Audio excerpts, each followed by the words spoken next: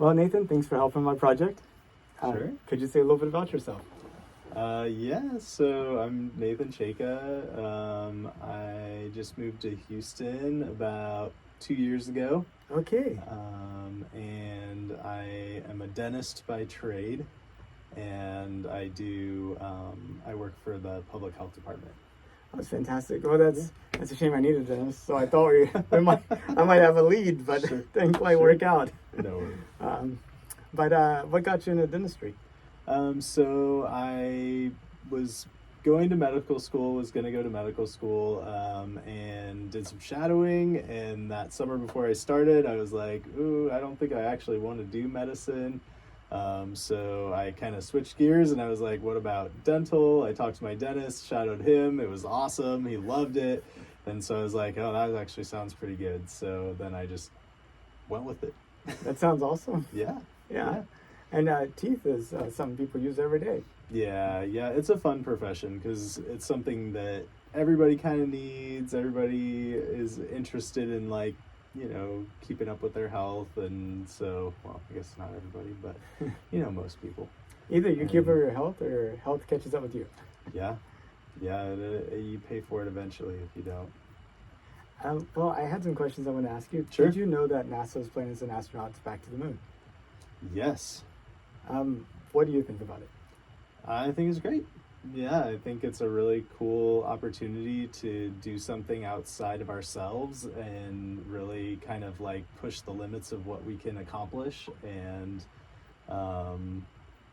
I don't know that it has like a ton of value for like industry necessarily, but like I think it's a really cool thing to just be able to say that as humans we came together and were able to accomplish something so great and so impressive.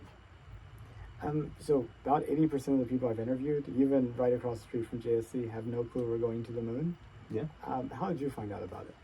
So my ex-wife actually works for NASA. She is part of the team that does the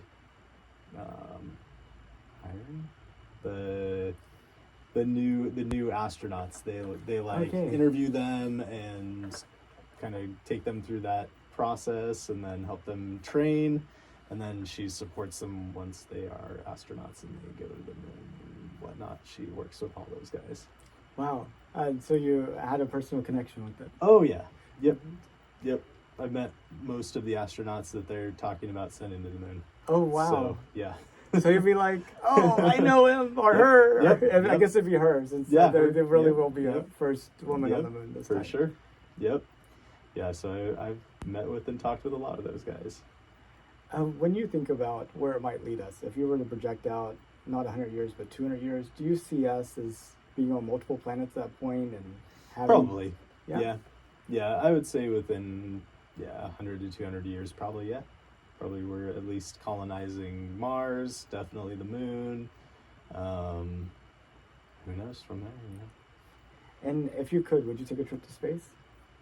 Yeah, I mean, if I could afford it, I would do it for sure. Yeah, no question. Well, if you charge anything like my dentist used to charge me, you should have the money. No, just kidding. Not anymore. Not anymore. I just work for public health, so yeah, we don't make a lot, but we do help a lot of people, so. That's good. Do you think you'll get a chance in your lifetime? To like go to the moon? To go to space? Oh, go to space? Probably not. Okay. I doubt it. At least what I'm seeing so far is it's just too expensive to make it feasible. Have you been following like SpaceX and what they've been doing down in South Texas with their Starship? Yeah, like to some degree. Like I know that they are doing that, but I haven't seen a price tag on it, so I guess we'll find out. Yeah, I mean, the vehicle they're building is supposed to be 100% reusable, and it's like 3 times more powerful than the Saturn V that took us to the moon, but it's like the cheapest rocket to ever operate. Nice. And they plan to use it multiple times per day. We're talking about point-to-point Earth travel. So you like go from Houston to Sydney, Australia in like 30 minutes. Wow, And that's they cool. say they could be profitable for an equivalent first-class airline ticket. Wow. Which would be like, what, 15,000 or something like that? Wow. So Yeah, that's pretty cool. I think at That's that pretty point, cool. Yeah, like, maybe, we maybe could, I'd try it. you Yeah, know? maybe you try it. You don't do it like every day or every week, but you could like save up for it. Yeah, like you know? once in your lifetime, give it a go. Yeah. Sure. Yeah, that sounds good. Well, Nathan, thank you so much for your time. It's such a pleasure to get to talk to you. Yeah, thanks. Appreciate it. Yeah, absolutely.